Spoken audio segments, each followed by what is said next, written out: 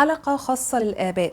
حطم أبنائك بإهمال دورك كأب في تربيتهم. أرجوكي قوليلي أعمل إيه؟ أنا أم ل2 مراهقين، ولد وبنت. علاقة ولادي بأبوهم سيئة جدا، وبصراحة مش قادرة ألومهم. جوزي راجل كويس ومحترم في الحقيقة، بس ما يعرفش أدنى قواعد تربية الأبناء. المشكلة بدأت لما ابني الكبير ابتدى يدخل في السنين الجد في المدرسة. أنا أذاكر واتابع، وهو يجي من الناحية التانية يكسر القواعد اللي أنا بعملها مع الولد عشان ينظم وقته، ويقول لي بلاش خنقة. فالولد طبعا ما بقاش يحترم كتير من الاتفاقات اللي ما بيننا، لأنه عارف إن أبوه غالبا هيكسر كلامي، فما بقاش يحترم كلامي. وساعات بحس انه بيستهيفني انا شخصيا، وبيحس ان كلامي ملوش قيمة. وللأسف اخته كمان طلعت كده. المشكلة التانية حصلت لما ابوه جه قال له لو جبت في الاعدادية 95% هجيب لك الكمبيوتر اللي نفسك فيه.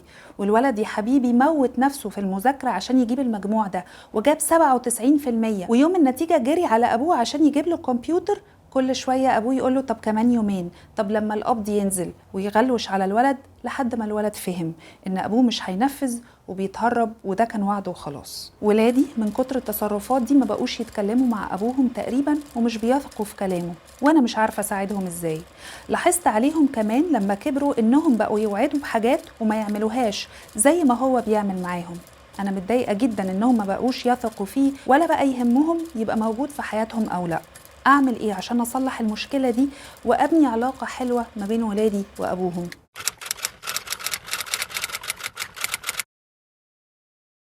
ليه بعض الآباء بيهملوا أدوارهم في التربية؟ لسببين. أول سبب الانشغال. بعض الآباء بيشتغلوا فترات طويلة، أو بيبقوا بيشتغلوا في مدن أو حتى بلاد تانية بعيدة عن أسرهم عشان يقدروا يوفوا باحتياجات أسرهم المادية. وفي مجموعة منهم بيحاولوا على قد ما يقدروا إنهم ما يبعدوش عن ولادهم كتير ويشاركوا في المسؤولية التربوية. ربنا يعينهم ويبارك في رزقهم يا رب. ومش دي النوعية اللي احنا بنتكلم عنها. احنا بنتكلم عن اللي بيهملوا دورهم في التربية بسبب عدم تحمل المسؤولية. سبب مؤلم، لأن في بعض الرجالة ظروف شغلهم عادية وتسمح إنهم يشاركوا زوجاتهم في المسؤولية التربوية بتاعت الأبناء، بس هم عمدا مش بيشاركوا فيها، أو مشاركتهم كمان بتكون سلبية. هو بيهد اللي الأم بتحاول تبنيه، ومهما الناس اتكلمت معاه ولا مهما مراته استجدته إن هو يشاركها في مسؤولية الولاد، يهمل دوره وما يقومش بيه.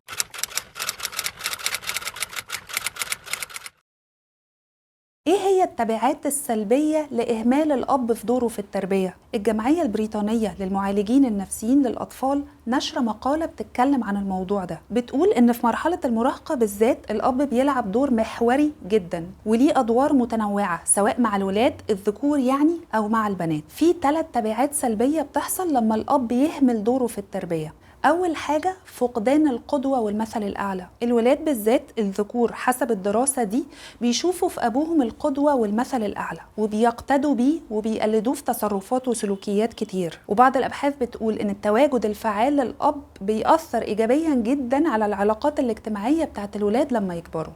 وتاني حاجة فقدان الثقة بالنفس بالذات عند البنات. الدراسة دي بتقول إن وجود علاقة طيبة بين البنت وأبوها بيساعد جدا في تكوين ثقتها بنفسها وإحساسها بهويتها. وأنا عايزة أزود حتة هنا، وجود علاقة طيبة بين البنت وأبوها بيعمل لها نوع من أنواع الإشباع العاطفي كده، اللي بيصعب عليها إنها تدخل في علاقات مسيئة. وتالت حاجة فقدان القواعد والقوانين الفعالة. بشكل عام في فترة المراهقة وجود الأب وتدخله في المسؤولية التربوية للأبناء بيساهم في وضع قوانين وقواعد فعالة اللي ولادنا محتاجينها عشان يمشوا عليها. والأب كمان بيبقى ليه دور مهم قوي في اللي بيسموه spreading their wings، إن الولاد يبقى عندهم جناحات ويطيروا بيها ويدخلوا مرحلة النضج اللي بيتعاملوا فيها مع الحياة بحلوها ومرها. فلو الأب أهمل دوره عشان مش عايز يتحمل المسؤولية التربوية للأولاد، ممكن يتأثروا في الحاجات دي.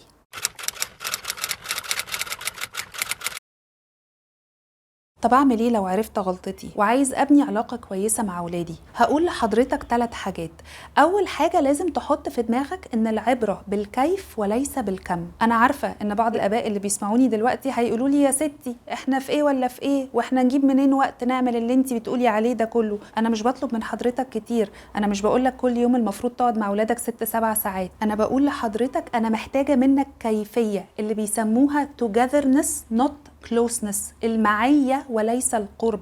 يعني مثلا ممكن اب يبقى قاعد مع ابنه بيتفرجوا على ماتش، والولد يقوم من الماتش ده وهو مبسوط وحاسس ان ابوه بيحبه واتبسط معاه جدا في الوقت ده. وممكن اب تاني يبقى قاعد مع ابنه بيتفرجوا على نفس الماتش، بس الولد يبقى حاسس ان ابوه مش مهتم بيه ومش مبسوط بقعدتهم مع بعض، ولما الولد يجي يقول رأيه يقول له بس عايز اركز في الماتش. الابين دول كانوا قاعدين جنب ولادهم، بس واحد حقق المعية والتاني لا. فأولا ربنا يعين حضرتك ويبارك في صحتك وفي رزقك يا رب، بس تعالى نصلح المفهوم ده. ولادك مش محتاجين منك وقت كبير على قد ما محتاجين يحسوا ان انت عايز تقضي معاهم وقت وبتشارك في مسؤوليتهم على قد ما تقدر. تاني نقطة، احترم زوجتك أولادك. ياما جاتلي شكاوي من أمهات ان ولادها المراهقين بيعملوها بطريقة وحشة، ولما اسالها هو جوزك بيكلمك وحش قدامهم تقول لي بصراحه، لدرجه ان هم كمان بيقولوا لي نفس الالفاظ والجمل اللي جوزي بيقولها لي. فلو سمحت ما ينفعش حضرتك تكلم مراتك بالذات قدام الولاد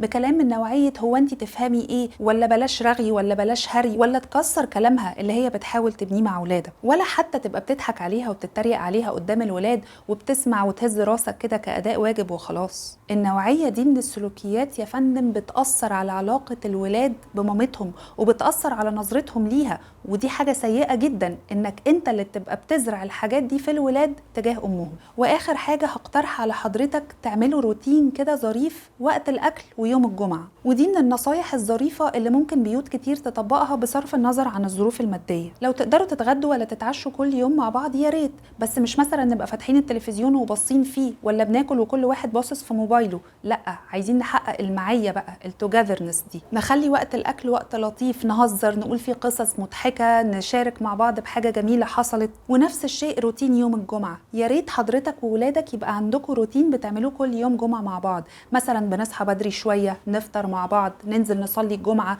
وبعديها نقف عند اي كشك ولا سوبر ماركت نشرب حاجه ولا ناكل حاجه حلوه، بعد كده نروح نزور قرايبنا. يبقى في روتين بشكل عام، جو لطيف من غير مشاكل وخناقات. الله يخليكم. الحاجات دي لما حضرتك تحاول تعملها مع اولادك قدر استطاعتك بانتظام، باذن الله علاقتكم هتبقى حلوه جدا، وربنا يعلمنا كل حاجه فيها خير لاولادنا يا رب. سلام عليكم.